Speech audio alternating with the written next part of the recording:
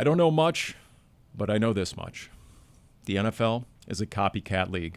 Can I get some buy-in off the top here? Cardinals Underground, Darren Urban, who wants to disagree at any and all moments, but you agree with that. Dave McGinnis once said, it's not about copying, it's doing research. Good, okay. All right, prep work. All right.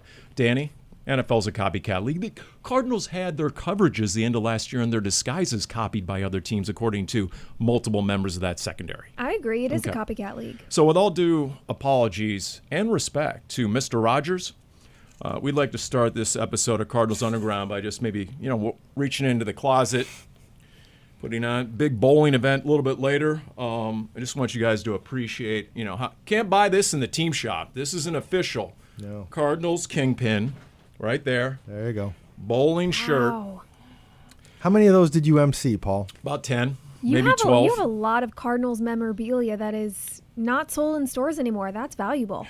And so I thought I'd wear this, just to, I feel like I earned it, emceeing about 10 to 12 of those Kingpin challenges, charity events over the years. That's fun. Are you a good bowler? Absolutely not. They wouldn't let me bowl. They always give me the He was microphone. busy. They give He me had the to work. microphone. And there's, Can't multitask? There were some money moments over the years. I should tweet out later. I took a picture, I don't know why, of a bunch of Cardinals. Hey, get together, let's tweet out a picture. And in the back, Carson Palmer photobombs the picture with this quizzical look on his face, looking over. First of all, not many people on this planet can actually look over like NFL linemen, but Carson Palmer was tall enough, and he photobombed the back of it, and it was pretty good. But this year, if you were to get Calais Campbell back out there, the man cannot get his hand to fit into one of those bowling balls that's just on the rack. He would literally palm the bowling ball and just rifle it down the lane. So anyway, I just thought I'd start with this. Dani, are you a good bowler? I don't know if I'd say I'm a good bowler. I went through a phase of bowling with some friends out here, joined a league and had a little fun.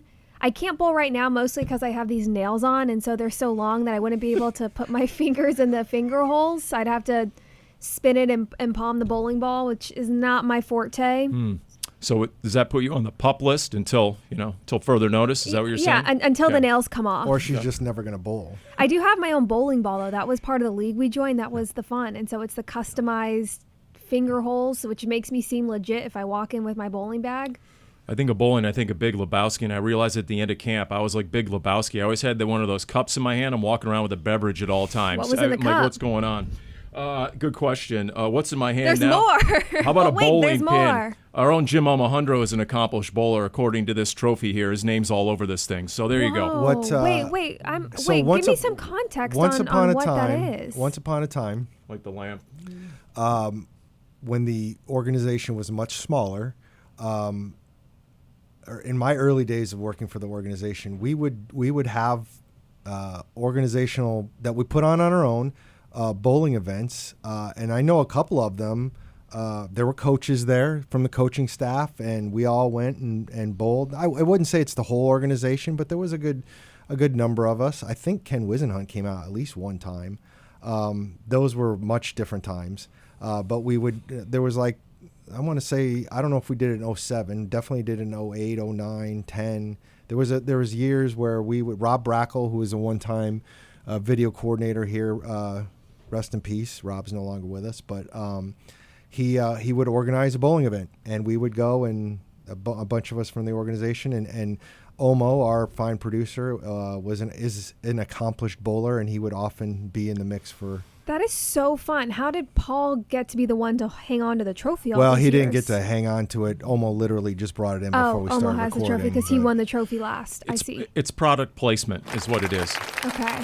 That is so cute. I'm sure it was only a humble Maybe we humble should do brag that. on Cardinals Omo's. Underground. By the way, that reminds me, winning behavior, regrettably, is coming up a little bit later in this edition of Cardinals Underground. And if we're lucky, we won't get to the Jonas Brothers Demi Lovato story. We won't get to that. I feel like there's some good winning behavior Yeah, topics okay. today. Hey, hang on. A wise guy. I'm going to try and avoid that as well a little bit later. So I might call a few audibles. Not sure we're going to get to everything on the game plan. Just to let you know. Remember, the wise guy it's preseason only, Paul. This is where you can make your mistakes and get it out. You're just trying to get your reps in for the regular season. I think this is going to be the only reps you get on wise guy in the preseason. You'll probably sit out next week. Wow. Okay. My ability to work in the Jonas Brothers and Demi Lovato if I have to. Yeah, That's true. Where there's a want, there's a way, and we definitely know you have the desire to work that in. There's no doubt about that. All right, so here's my segue. Preseason game number 1. Who bowled a strike? Who bowled a gutter ball? That's what I want to know. Where do we start? Top takeaways. Well, I mean, I don't know if anybody really bowled a gutter ball. I mean, obviously the one of the top topics coming out of that game was the lone interception that Kyler threw and what it meant and all these things. 7 completions out of 8, and then 1 gutter ball. It was obviously a terrible pass. He acknowledged it. I don't know. I've watched way too many preseason games. I can't care that much. I mean, obviously you don't want him throwing an interception, but just like the other 7 passes, which were really good, and that's great, but it was also, a preseason game where you're not game planning, and neither are they. I can't get over my skis. I just can't. I don't have a great explanation for it. I don't think Kyler did. I don't think Jonathan Gannon really had a great explanation for it, other than, to me, it just looked like he aimed it a little bit. And if you ever play baseball and you try and aim it, you end up like Chuck Knobloch or Steve Sachs, and the ball's going, offline. I will say, watching 50 it again, Cent throwing a first pitch. It was disappointing. The throw wasn't as disappointing to me as the choice to throw, because even without the guy dropping into coverage and deciding not to cover Trey McBride, who was in the flat wide open, Marvin wasn't open. So even if that guy wasn't there, I don't know how that would have been completed, even if you get more on it. That's just me.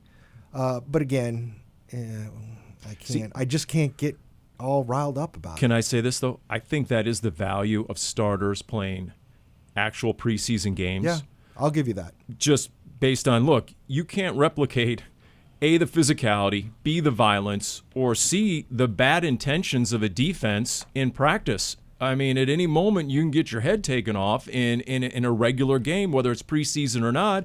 And guess what? Guys play differently in that circumstance. As a quarterback in practice, you can assume that you might get sacked and try and get the ball out faster, but you're not getting touched. So to get those live reps and kind of get the reminder of, okay, this is really the speed of the game. This is how fast these defenders are getting back here, and I need to get the ball out. That's what's important for preseason. Kyler Murray had said to me going into the game that however he played, whether he felt good or bad about his performance, he wasn't going to sit in the emotions, because if he doesn't see the field against Denver or against Vegas, he's not seeing the field again for a month. And so either way, did not want to sit in those emotions until week 1 in New Orleans. So I agree with Darren's perspective of don't get over your skis on this. You're not going to be perfect, and that's not going to excuse necessarily if it was the wrong move, but that's how you learn. That is the point of these preseason games. It's funny. The very first pass Will Johnson was targeted on was a pass interference, and I don't see a bunch of people saying, well, Will Johnson stinks. We talk about how great he was, and then he made this. And again, I understand Kyler's been in the league longer, et cetera, et cetera. It just, come on. I'll be honest. My biggest takeaway from Kyler this game wasn't even during the game. I had some other people talking about what he was wearing in the second half compared to Mahomes still being in his uniform, and I want to stick a fork in my eye, whatever. But my biggest takeaway with Kyler was how he responded after the game, because this is a guy who, when he came into the league, he did play 3 preseason games as a rookie.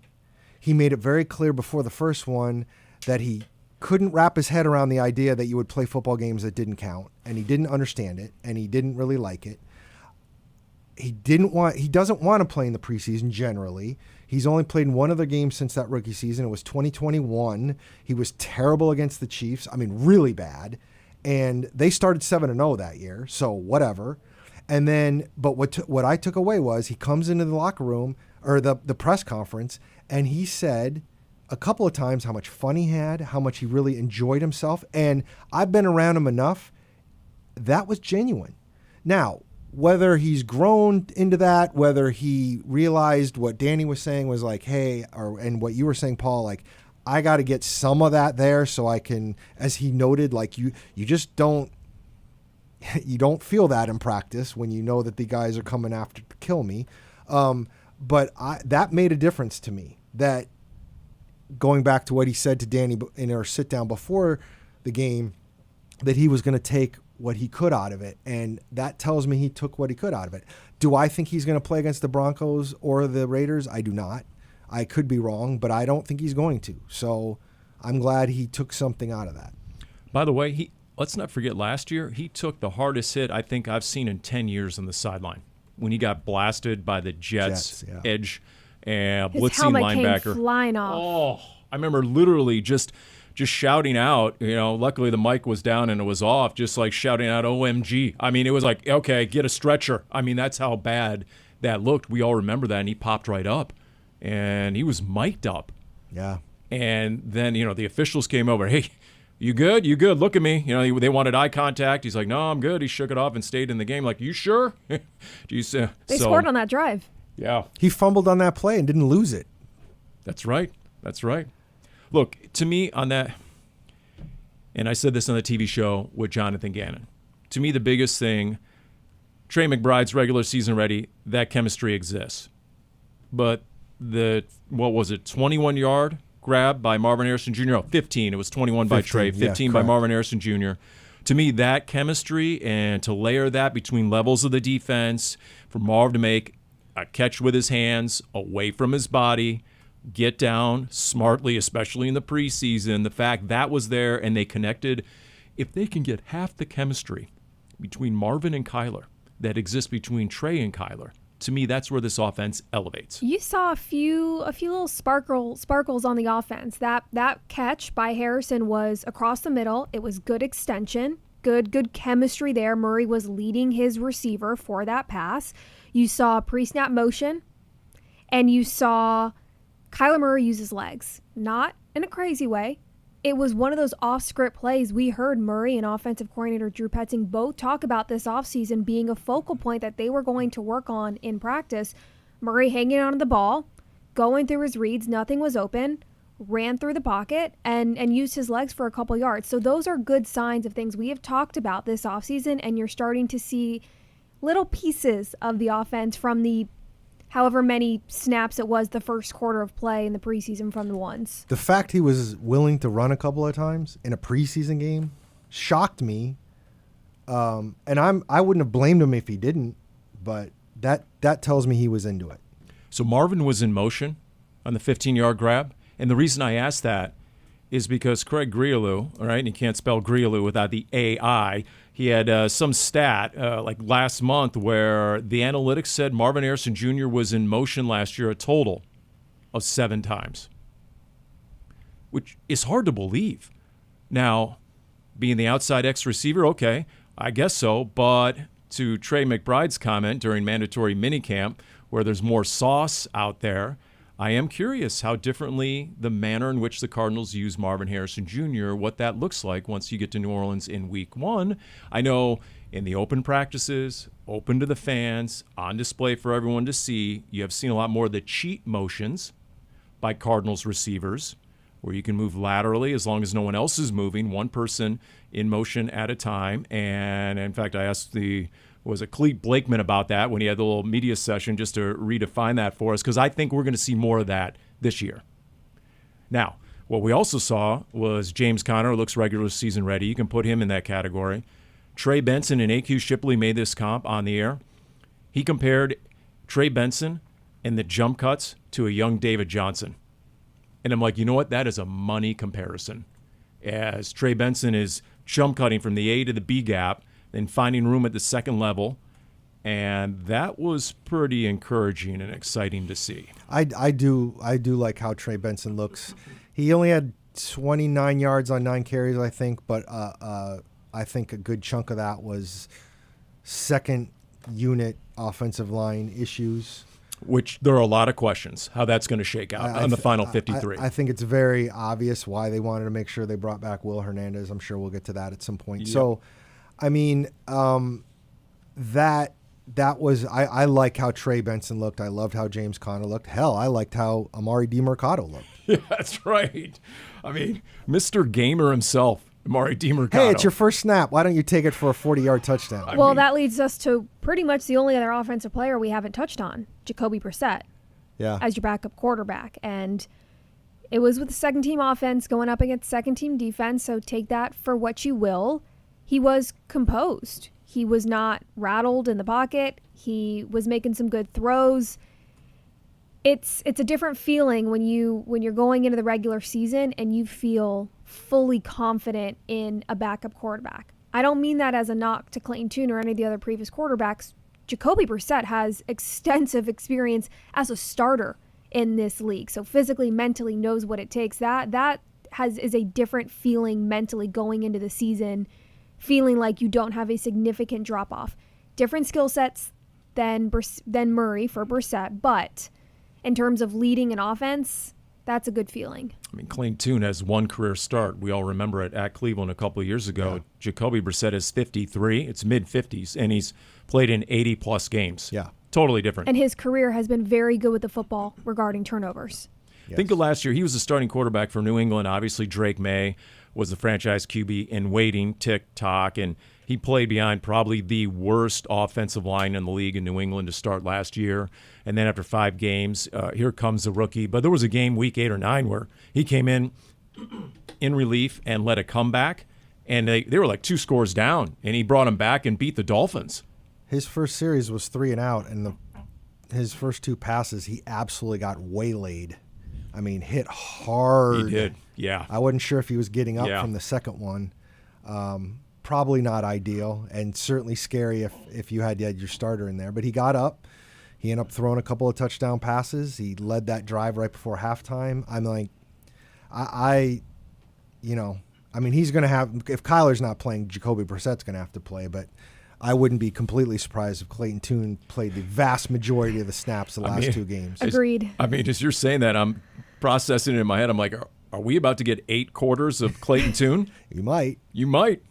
I mean, honestly, that 2-minute drill was enough. Okay, Jacoby Brissett, you're good. When we're talking about starters, I will be curious, especially in Denver, special teams starters. Special teams did not look good. That did not look like what we are used to seeing under special teams coordinator Jeff Rodgers. So I'll be curious if Greg Dortch and DJ Dallas as your returners see some time in Denver just to kind of, not I don't want to say redeem themselves in the sense of trying to keep their spot on this roster, just mentally, like, clean things up. I know Jonathan Gannon said before we recorded this that his plan for the Denver game was probably going to not be determined until Thursday night, and I'm sure that is in large part because he wants to see what the joint practices look like. The one thing you have going for you going against the Broncos, they have an excellent defense.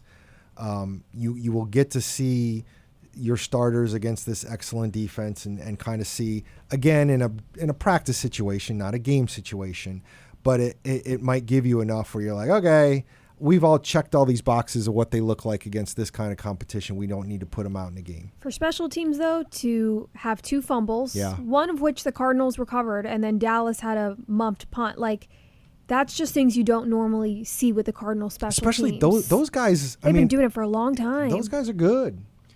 I tell you, to me, and as the game was going on, and I mentioned this with AQ Shipley, I think it opens up the window a little further for Xavier Weaver as a return man. And Zay Weaver, I think, acquitted himself pretty well in the game, had the touchdown catch. He was a problem. He definitely, made some noise out there. But, and Jonathan Gannon and Jeff Rodgers have been pretty clear about this, if you're the 4th or 5th receiver, you're not getting a lot of targets. You're not getting a lot of routes run, so you better be a force on special teams. Well, Xavier Weaver really, his only role in special teams is going to be in the return game. So when Greg Dortch is putting one on the turf, and he had DJ Dallas a couple of times, I mean, I think there's an opportunity for Zay Weaver, if he can shine in the return game in these last 2. He's still on the outside looking in and trying to unseat DJ Dallas or Greg Dortch, but ... maybe after they saw that, I'm guessing his contract is a lot less than a DJ Dallas if you want to get down to the business side of things as well. The thing about DJ Dallas, though, is he can play all the teams. He's not just a return man. He's really good in coverage. I just find it hard to believe DJ Dallas won't be around for those reasons. I see the competition with Weaver more so Simi Fehoko, both in that receiver room of their roles on special teams. Fehoko has played special teams a lot in his career. That's where I see more of the competition for Weaver on special teams is in that receivers room what Weaver can do on special teams greater than what Fehoko can bring them? And a totally different, body type. Obviously, Absolutely. He's more the Zach Pascal, 6'3", big dude, can run down there. And also to note, he didn't play in the game because he was Fehoko, hurt, so we didn't get to see him do what he does. By the way, if you're looking for one player to follow during a joint practice, may I suggest DJ Dallas, based on last year in Indianapolis? The guy was like the agitator, the instigator. Everywhere he went, things got a little feisty, hey, get off me, a little rootin' and a tootin'. And a couple of times it was almost the whomping and a stomping. There's DJ Dallas. I mean, I'm curious. I'm going to keep half an eye on number 20 when they go against the Broncos. I'm also curious to see what sort of mood the Broncos are in because they had a joint practice last week against the 49ers. Yes. They're a little banged up after that joint practice and the preseason game. They're definitely more injured than the Cardinals. So I do wonder what things might look like. What is Sean Payton? Well, it's funny. I asked Jonathan Gannon about how the choice was made about doing one joint practice instead of two, and all he said was we just decided it was what was best for both teams. Now this has been planned for only one since jump. Like nothing has changed. It was always only going to be one, but I think to myself, if it's the second week of the preseason, you're deep in training camp. If you only have one, you cover yourself in that regard. Like we're going to do one.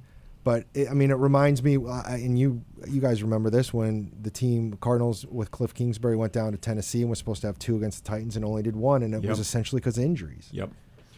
The Denver defense is legit. Led the league last year, 63 sacks. Nick Benito is an up-and-coming pass-rushing star and a stud. They have several other guys, Jonathan Cooper, who they paid as well. It's one of the reasons Baron Browning was available for a trade. They're so loaded off the edge.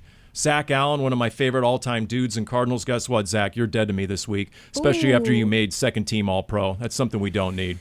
I can't believe you would say that about Zach Allen, who is one of the best dudes. Nicest people. Don't tell him I said that. Let's get, in fact, speaking of the Broncos, I'm told this might be a good segue moment. Look at Dani light up. Look at Dani light up. Yes, it is back. I can't believe it. I try to go Paulie protest. It is time for Wise Guy. It's time for The Wise Guy, the world's fastest growing Cardinals quiz show. The stakes are low, the winner gets absolutely nothing. Here's your hostess with the mostest, Dani Sureck. Man, I have missed that intro. With a bowling shirt, I just feel more ready to go. I feel regular season ready. Well, rocking. That's good. That's why you only need so many reps with us. But again, this is preseason Wise Guy. Let's set the scene for those who might be new to listening. This is Wise Guy, so we'll have this every week throughout the season. Darren is our reigning champ. He wiped the floor with Paul last year. So the fact this is preseason and the results don't count, that's really a bonus for me. Similar to the players on the field. This doesn't count. This still matters, Paul. This is getting you warmed up. Okay. So how it works. All those times when Danny's been asking him questions in the office and he's not afraid of getting hit. This will test him. There are 4 questions, and we do have tiebreakers if we have to go there.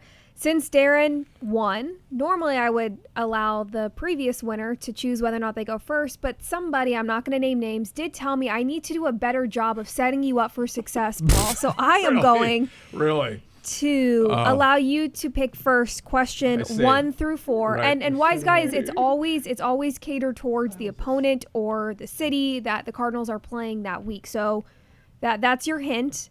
Pick a number 1 through 4, Paul. Setting me up for success is a euphemism for pity or feeling sorry for me. Obviously, the number is 3.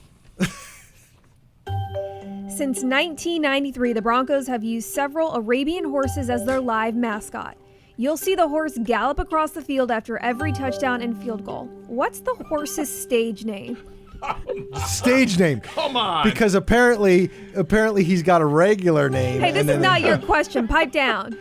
Where's oh my goodness. Okay. Come on, Paul. Zaven Collins, help me out. You're the guy with the cowboy hat around here. Zaven, where are you when I need you? The name of the horse in Denver. Anything, Paul. Zesty. That's what I say, anything, and that's what comes to mind. I will say I've been down. There's that little stall right by the field down there. I've been down there many times. I have no clue what this would be.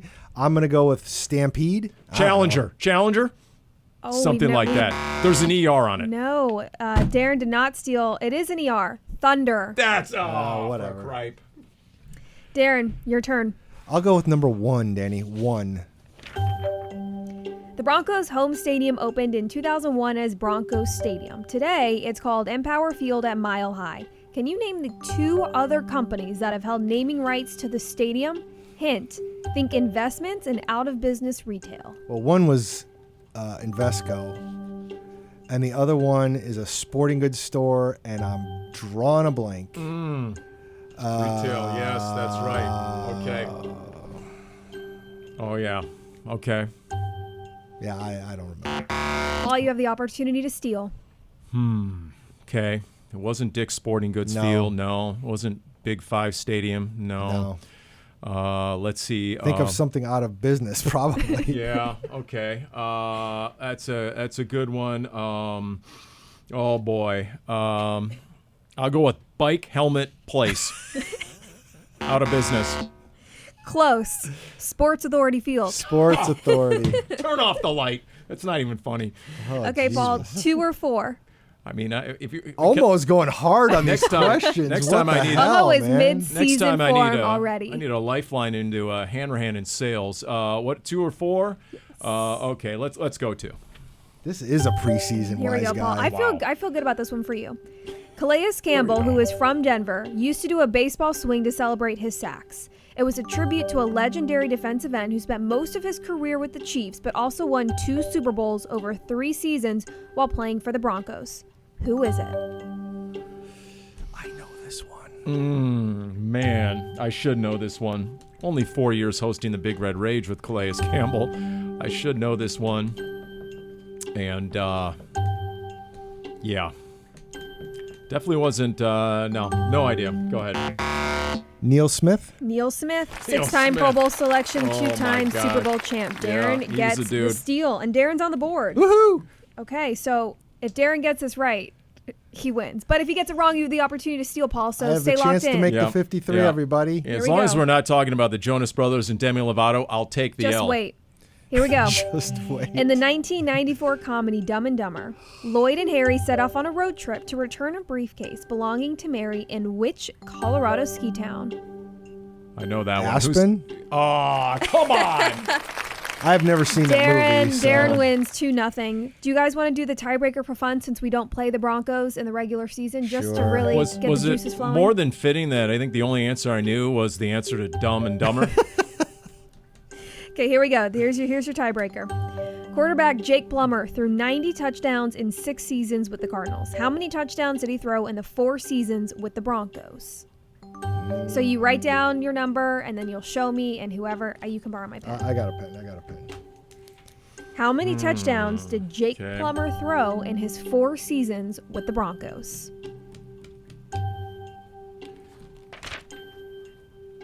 Darren has shown me his answer. So, Okay. Paul, when you're ready, you can I say think your I'm number. wrong on this. 71. I said, 71! no way. Really? Yeah. Good night, everybody. Drive safely. I'm out of here. I lit We'll the still lamp. give the win to Darren, but again, these don't count for the Wow. regular season. You know what? I'm now regular season ready. I get the rest of the preseason off. I'll see you in New Orleans. If Darren had taken you up on the offer that you offered up every week of winner take all, you would have actually taken off. Which he wouldn't have. Oh, okay. my goodness. Wow, I'm so yeah. happy Wise Guy's back. Thank you, Elmo. Okay, great. Now it Will- goes to the bench until the regular season. Speaking of being back in another loss, Will Hernandez signed, walked into camp, and automatically right then and there, my mustache was second in the power poll by a country mile. Will is Hernandez. true. And then Gardner Minshew I saw during the preseason game. His mustache was absolutely you're- next yeah, level. I That was mean- next level right there. Will Hernandez. Which I think we were able to talk about that last week on the show. I can't remember if No. Oh, it No, was it was after. Okay. But I mean, I think this was good when he spoke to us. Like, I like the idea. Like, he was asked, you know, were you always thinking you were going to come back? And he basically said, you don't want to walk away from something like this that we've built. And I love that answer. You can tell why he wanted to be here.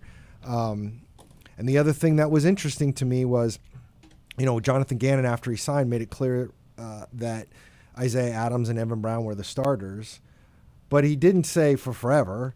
And Will Hernandez didn't say that either. Will Hernandez was very careful not to diminish anything Isaiah Adams and or Evan Brown have done.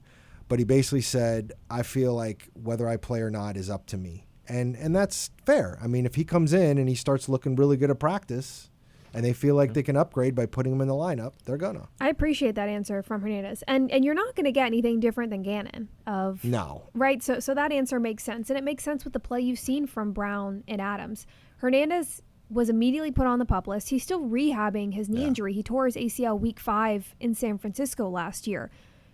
He's going to have to get back into football shape. That's part of it, is when you're rehabbing, you're not able to be practicing. So it's going to take some time before there ever might be true competition for Adams or Brown. And so at that point, they might be so good and so settled that Hernandez could be a depth move. And even if that's the case, I like this signing. Hernandez played in started all 35 games he played in as a Cardinal the previous 3 seasons. He has been durable. He plays clean football. He is mean and nasty on the field. If Kyler Murray gets a nasty sack and that defender's up in his face, Will Hernandez is the first one always pulling that defender out of his quarterback's way. Even if it's depth, I don't think it's necessarily just the right guard position. I think this could be a move, broader picture.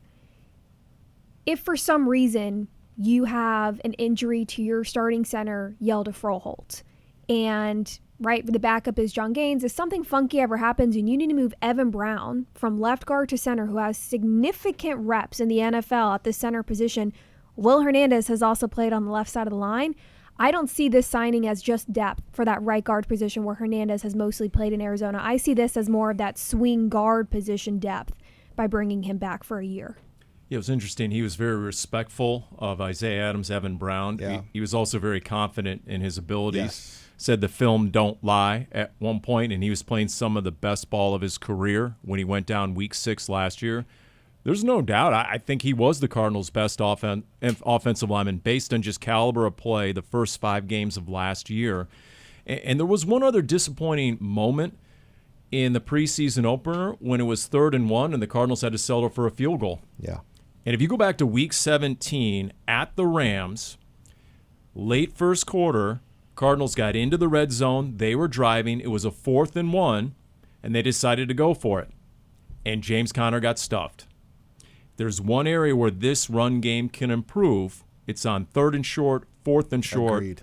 Those gotta-have-it run moments where you need to have a dude on the offensive line you're going to run behind. Is it Paris Johnson Jr. this year? For example, you went on the road and you went against arguably the best guard in the game, Rob Hunt, for the Carolina Panthers, who got paid over $20 million a year as a free agent. And what did Chuba Hubbard do? 2 out of every 3 run plays ran right behind his big right guard. What did Bryce Young do? Right behind the big right guard. Trey Smith just got paid. He's now the highest paid guard in the league. That's the kind of guy he is for Kansas City. So if Will Hernandez can get back into the same form he was a year ago at some point this season, to me that's going to be critical for November, December, January football. I'm with you. I'm with you. And again, if you're Gannon, you don't have to make those decisions or even talk about them because Will Hernandez isn't even practicing. Now, once he starts practicing and if he's active, then there's going to be questions and there's going to be legit questions. But right now, why would Gannon talk about anything but those other 2 guys being starters? Because right now, Will Hernandez couldn't even play if he wanted to. Okay, O-line, legit question or not, Jonah Williams. To me, one of the most encouraging things coming out of the preseason opener was 73 was at right tackle. Yeah. To my recollection, he did not take a snap in the open practices we were allowed to watch. He did not take a snap in O-line, D-line. He did not take a single live snap. In the one-on-ones. The one-on-ones, he did not take a single. But he was in all the 11 on 11s. True, but those O-line, D-line drills are by far the most physical aspect of camp.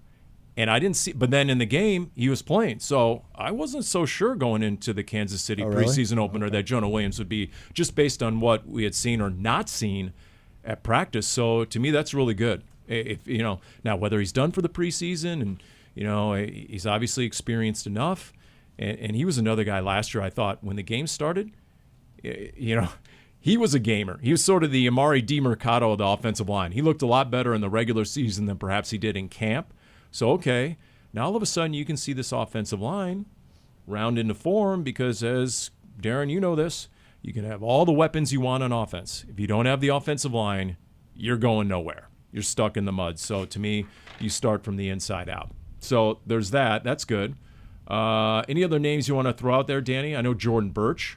Jordan Burch looked good. He had a lot of pressures. He was getting his hand on the quarterback. I know some of those were negated by penalties. He looked fast and strong. So did LJ Collier. Dante Stills came out hot. So I'm very intrigued by the front seven of what you can get from your defensive line and your outside linebackers. And Burch is a new face. He's a rookie. To see Stills and Collier, who have been here for a few years at this point, seem like they are really going to have good seasons based on what we've seen in camp and the first preseason game, which I know it's okay. Of course, everyone's going to look good, but they have won a lot of battles. So I'm very intrigued at the growth we could see from those two in particular. 2 interceptions, cornerback Darren Hall, rookie safety Keaton Crawford looked good, and Gannon told us, Paul, on the TV show that those were not interceptions that hit him in the chest. They had a good read on the offense. They had good hands to bring the ball in. So those were 2 impressive takeaways by the defense. No doubt. You talk about Dante Stills and LJ Collier. You're talking about the 5th and 6th offensive linemen or defensive linemen on this team. I mean, think about it. Calais Dalvin Tomlinson, Darius Robinson. I'm going to throw Walter Nolan III in there. I mean, think of how different that is than a year ago. Those were your 2 best defensive linemen for most of last year because of injury. Yeah. And now they're 5th, 6th, 7th on this depth chart? With Justin Jones, yeah. A lot of depth. So I'd like to know how Elijah Simmons graded out. Maybe we'll get some more information on that. He did get some reps. I know AQ Shipley also shouted out Xavier Thomas, on the interception by... I thought Xavier Thomas played well. The Darren Hall interception in particular does not happen without pressure from Thomas. Which is interesting because I feel like Xavier Thomas hasn't been really somebody that's caught your eye in camp. True. But if he's doing it in the game... And is there one roster spot between him and Jordan Burch at this point? If I'm Xavier Thomas, I hope not, because Jordan Burch is going to be on. He's going to be on the team, but I mean, it looks like he's playing with that sort of mindset. Xavier Thomas, he's been pretty locked in. You give shout outs. We do need to give a shout out to someone else you just mentioned, AQ Shipley. His first time on the call with you on radio. You both did a great job. No, I appreciate that. Our heroes. They're the fact he's not nervous at all. It's just he wasn't nervous in the press conference. Wasn't nervous in the booth. Maybe it's the McAfee effect where it's a total chaos of being on that show for so many years. He's like, oh, yeah, this game stuff is nothing, But he was a complete natural. I love having the perspective of a former Cardinal, a center, and look, no one's going to replace Ron Wolfley. Wolf played a dirty position, right? Center, also a dirty position. So I think in some sense it's a similar perspective staying in that broadcast booth, which I think is a good thing. Somebody tweeted... as a response to one of the plays that was Jim Omohundro tweeted out one of the plays with the radio call, and somebody replied, I think the Cardinals have a type. That's good. That's funny. Well, what was Wolfsold saying? You never want to be at the bottom of that pile. AQ Shipley was at the bottom of that pile most of his career. Right. So, and his stories are epic. Some of the stories that he has, wait till they come out on the air. People are really going to enjoy AQ Shipley. I firmly believe that. Tremendously popular, by the way. Down in the field, we went down in the field before kickoff. Fans are shouting him out. Players are coming over. Assistant coaches. It's like 7 degrees of separation with AQ Shipley. He knew everyone. I will say, and everybody loves Wolf, but again, when you've been in the booth for 20 years, a few years after you had already retired in the first place, you get further and further away from the game, and your connections are fewer. AQ Shipley just retired a few years ago, and then he was coaching, and obviously the McAfee thing, he still has a lot of touch points within the league. By the way, in terms of position battles, we talked a lot on the broadcast about that inside linebacker spot next to Mack Wilson Sr., which isn't going to be a constant on the field. It's not going to be a 3-down position. We get it, but do you think it's still Akeem Davis-Gaither, his job to lose? How close is Owen Pappo? We did ask the coach this week on his TV show, and what was the word? Tight. So really tight is what he's saying. I'll be honest. I thought, and Gannon kind of alluded to this a little bit in his press conference Tuesday, Papo's had a pretty good camp. I didn't think he had the best game, and I don't think Gannon saw a great game from him either. Now it's one preseason game, and I couldn't really tell you how Davis Gaither really would have been, but like, There, the fact that Patrick Mahomes only played 48 seconds in the game because of the turnover. Also true. I couldn't even get in. Speaking of the radio broadcast, these great stats on Patrick Mahomes. I'm going to throw one out here because I didn't get a chance to throw it on the air. Do you realize that in his last 17 one-possession games, Patrick Mahomes is 17-0? That is a mic drop stat to me in the NFL. Well, they were 11-0 last year in one-possession games. I mean, everybody wondered how they were doing it last year because on a week-to-week basis, they were finding a way. And that's part of the reason why not everybody was completely surprised with how the Super Bowl turned out, because if it gets sideways, it could get sideways. And the Chiefs aren't what they were 3-4 years ago in terms. Now, maybe that's going to change. We'll see. But that's why it helps to have one of the best quarterbacks ever. Well, they rebuilt their offensive line. The Cardinals went after their defensive line. And you knew that by halftime of the Super Bowl they needed to do that. True. All right, winning behavior in 3, 2, 1. I see you on the show! Can you display winning behavior? You have to consistently display winning behavior. That's winning behavior. You got to define what winning behavior is and hold people to that standard. Yes. That's my bad, by the way. The booth thought we were going on 3, and the snap count, I went with 1. So that's my bad. That's okay. It's preseason, Paul. It is preseason. Gotta work on that cadence. Let's start right off the top here with former ASU manager. That's how I know Pat Murphy, who's now the Brewers manager. And I did see a little bit of this. So wait a minute. He's doing, and Danny would appreciate this, handling all the TV interviews in the preseason. So, Danny, what if you were interviewing a coach on the sideline and then all of a sudden they reached into the pocket in their shirt and they took out what? A pancake. Here's the thing. He didn't take it out of his shirt pocket. Oh, no. It was out of his pocket in the rear. No, there's no way. I saw the video. He had a regular it was not in a package. It was not in a Just Ziploc. a raw pancake. Well, not raw. It was cooked, but it was just by itself. And he had it in the pants pocket of a baseball uniform. Now, has he sat down in the dugout at that point? I don't know. Yeah, the reporter took a bite, but if it's coming out of the back pocket, But he took it out of his back pocket. The reporter took a bite? I mean, did the reporter get a tetanus shot? There's two parts to this. Having snacks on hand, easily on hand, that is winning behavior. Having snacks on hand that aren't in a protective thing in a baseball uniform, not winning behavior. There's just one response. If somebody offers you a bite of a pancake they took out of their back pocket, I just ate. That's a butt pancake. I mean, is he sweaty? What's going on? I think these are concerns that are fair. So that's good, Danny. Good thing if I ever bring snacks on game day, they're already wrapped, packaged, and they're in my fanny pack. So, you need like a Nike commercial with Mark Sanchez, the butt fumble, and then Pat Murphy with the butt pancake. The butt pancake. Oh, my goodness.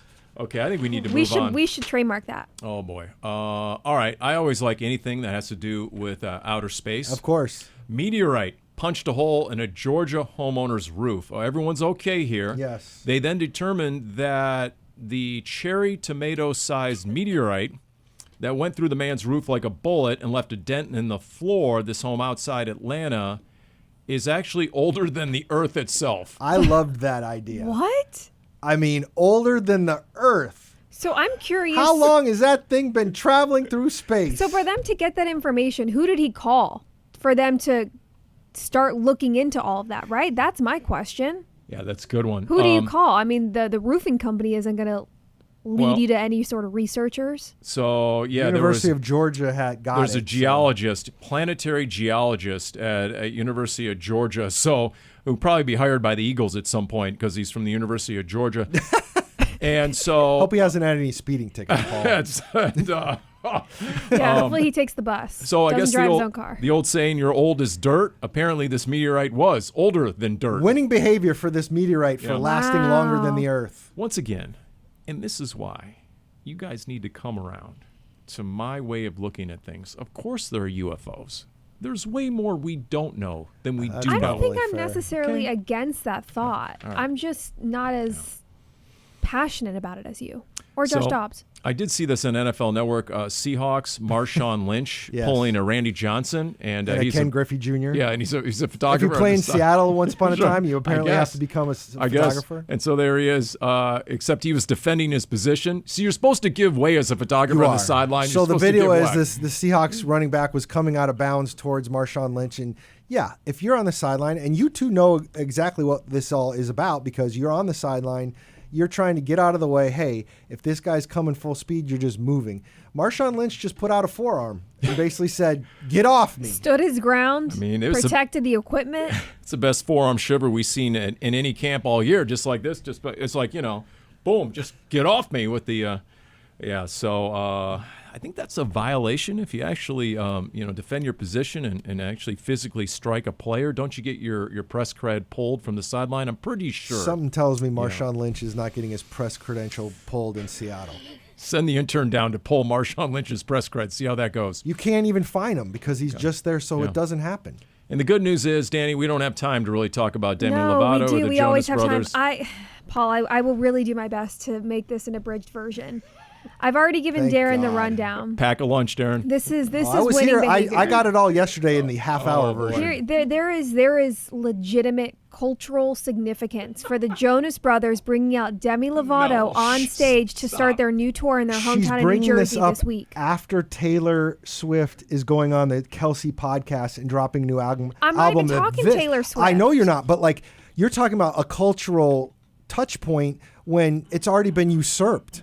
Taylor Swift has 12 albums. I that's mean, fair. come on. Caitlin, what are you talking about? Okay, let me just set the stage really fast, Paul, about the significance with the Joe Bros and Demi Lovato. Joe Bros. It is the summer of 2007. Camp Rock has just come out and has changed Disney Channel fans forever. Jonas Brothers are in their peak. Okay, they are about to start their first major tour, and will in the next couple call of the years have their own geologist because TV show. the world's off its axis at this point. Demi Lovato gets her big break. She was a kid actor on Barney, but gets her big break on Camp Rock. And the other main character of this movie, which was a good movie, good music, it was Demi Lovato and Joe Jonas. So he's not just a cameo as the Jonas Brothers. He is the main actor. They are love interests in the movie and actually become love interests in real life. They're two teenagers, That's right? how it happens. In the Disney Channel realm, everybody knows everybody, so they're dating. They break up, and unfortunately, this is a time that starts a tumultuous decade for Demi Lovato because she starts dealing with mental health issues, drug addiction, This isn't going through funny, not at all. relapses Oh, wow. while she's on tour, all of that. While she's dating Joe Jonas, the younger brother Nick, not the youngest, but the youngest in the band, they are best friends, and as Demi is going through a tough time, Joe is not really there for her. Their friendship falters. They have no communication. Nick does not invite Demi to his wedding. So the good news decade is has this will all be gone by. edited out later. No. So we're talking more than a decade. And for the Jonas Brothers to open up their tour in their hometown, Stop It Omo, of New Jersey, to everybody's surprise, they bring out Demi Lovato. It was just incredible. They sang Camp Rock songs together. It showed that they had reconciled their relationships that everybody loved. It's hard because I don't know what, no offense, I don't know what to equate this to from a show or a movie or a band that you guys grew up watching to have these love interests come back. Not as love interests, they're all married. It was just incredible. The icing on top was they also brought out Jesse McCartney, who was the heartthrob of all heartthrobs during this time.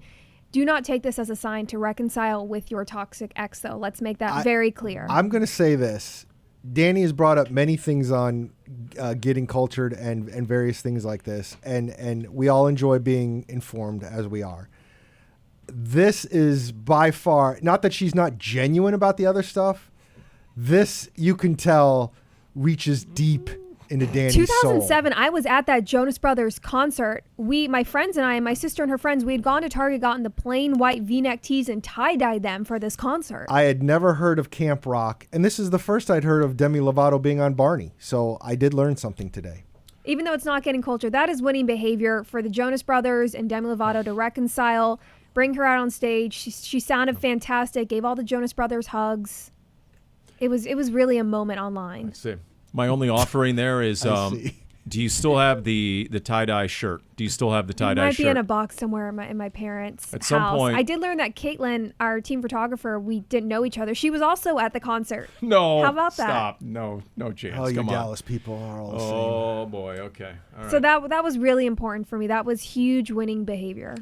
I'll go find my authentic tie-dye shirt from Berkeley. I got to bring that in one day. That'll be the next, wardrobe, prop to bring in. Denver's a place you can wear tie-dye, isn't it? Oh, yeah. I was just in Colorado last month. And the old joke about Colorado is true, where the mountain bike on top of the car, the mountain bike is worth 3 times as much as the car. That's very Colorado. That's what you're going to see. Did I hear correctly that you guys are going to actually film Birdwatch, the TV show, this week at the Broncos facility? Is that what's happening? Or That's what's going around the rumor mill. Until I saw it was 97 degrees that day, so that could be a problem. Speaking of UFOs, I'd love to hear your thoughts on any of the conspiracy theories regarding the Denver airport, Paul, even if that's off air. Oh, yeah, there's definitely conspiracy theories. Oh, there's tons of conspiracy theories about the Denver airport. Sure, yeah. No you want to talk UFOs. Yeah. Should we also set the stage of expectations for joint practice? What fans can expect to see and not see, Darren? The head coach in Denver would rather not have any video of practice out there. So after we get a chance to watch the stretching and the individual drills, all video will be cut off. So anybody who's waiting to get video or see video from the joint practices, unfortunately, that's not going to be available when the Broncos are actually going against the Cardinals. But we can tweet words, and so there'll be tweeted words. You know what? Sean Payton's not the boss of us. Well, whatever. When's the next time we see a joint practice with Denver? Send it out anyway. Sean Payton in the interview process when Jonathan Gannon got hired to come here. Yeah, so be careful, Paul. I'm just saying. Okay. All right. Well, let's see. I'm not better for the wise guy. I'm definitely not better for winning behavior. But we still have the rest of the week to get better by game day in Denver on Saturday night. It's still the preseason, everybody. That's right. Just think about what you need to get better at and realize this doesn't count. Ignore everything you just heard. Words to live by on Cardinals Underground, brought to you by Pacific Office Automation.